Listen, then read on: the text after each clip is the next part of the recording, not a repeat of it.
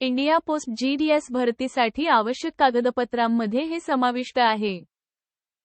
1. Marksheet, मान्यताप्राप्त मंडळाकडून मूळ 10वी इयत्तेची मार्कशीट. 2. ओळखीचा पुरावा, ओळखीचा पुरावा. 3. जात प्रमाणपत्र, राखीव प्रवर्गातील उमेदवारांसाठी जात समुदाय प्रमाणपत्र. 4. अपंगत्व प्रमाणपत्र, लागू असल्यास अपंगत्व प्रमाणपत्र.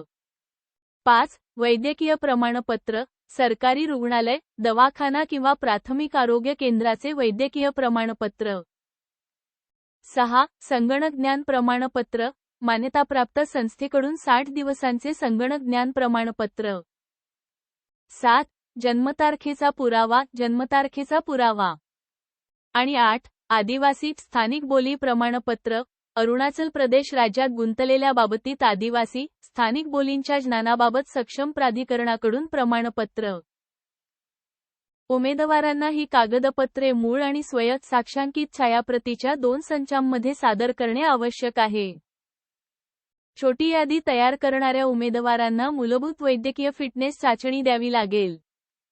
इंडिया पोस्ट ऑफिस GDSसाठी निवड 10वी इयत्तेत मिळालेल्या गुणांचा वापर करून प्रणालीद्वारे तयार केलेल्या गुणवत्ता यादीवर आधारित असेल.